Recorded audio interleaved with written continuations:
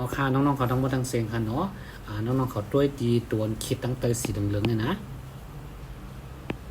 คิดตั้งแต่สีเหลืองๆต่อค่ะ to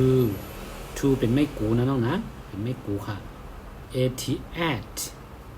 a นี่เป็นตัว a ต่างค่ะเนาะตัว t นี่เป็นตัวตาแพทค่ะเนาะเพราะเป็นตัว t ทั้งกำออกเสียงว่ามันออกเสียงว่า t เนี่ยนะ cat ออกเสียงว่า cat บอกว่าแมวนะน้องนะ c ก็เป็นตัวค่าค่ะ a นี่เป็นตัว a ต่างนะน้องนะ t นี่เป็นตัวตาแพทค่ะยกก็เป็นตัว t ออกเสียงตัว t เนี่ยเนาะ cat red กำในนะน้องนะ r นี่เป็นตัวราค่ะเนาะ e นี่เป็นตัว a ต่างค่ะยกก็ d นี่เป็นตัวตาแพทค่ะเนาะ d นี่เป็นตัวตาแพทยกก็ออกเสียงป้าตื่ค่ะเนาะ red สีแดงค่ะเนาะ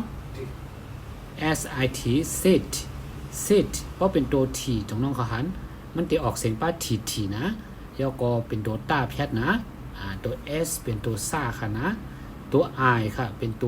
ตัวต่างมันค่ะเนาะ sit บอกว่านั่งค่ะเนาะ not นะฮะ not ออกเสียงว่า not t เป็นตัวตาแพทออกสปาเสียงตัว t o นี่เป็นตัวควายมันนะน้องนะ n นี่เป็นตัวหน้าแพทค่ะเนาะออกเสียงว่า not บอกว่าค่ะเนาะ but t ค่ะเป็นออกเสียงว่าที่ยกตาแพทป้าปีเป็นตัวป้าค่ะอยู่ในเป็นตัวแพทมันนะน้องนะเอาค่ะ came เฮเลอีเนี่ยค่ะเนาะเป็นไม่เกียมนะน้องนะสองตัวเนี่ยค่ะเป็นไม่เอต่างค่ะเนาะแล้วก็4เนี่ยเป็นตัวค่าค่ะ m เป็นตัวมาแพทนะน้องนะเข้มตัวนี้หมายถึงว่าซิวมีคำบอกว่ามาเหมือนจังว่าเก่ามาหามาอันนี้เจ้าว่าคำค่ะเนาะเพราะเหมือนจังว่าเมื่อว่าเก่ามาหามาเขาเจอเข้มตัวนี้ค่ะเนาะ I came เก่ามาเขาเหมือนจังเขาลัดเขาใครถึงลองอันดีผ่านปนมานั่นขนาดเนาะเขาติดเจ้าว่าเข้มเนี่ยค่ะเนาะเพราะว่าเขาลัดถึงหมดแล้วเนี่ยมาเนี่ยแหละเก่ามากันเนี่ยก็มาโมเดลเนี่ยเจอแทงตัวค่ะเนาะเข้มเนี่ยผมว่าอะไรมาเย่าเนี่ยค่ะเนาะ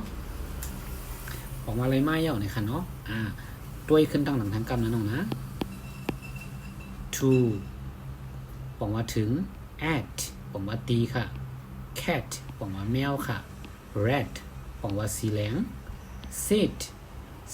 ผมว่านั่งค่ะ not ผมว่าค่ะ but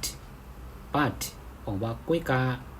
เข้มบอกว่าไรมา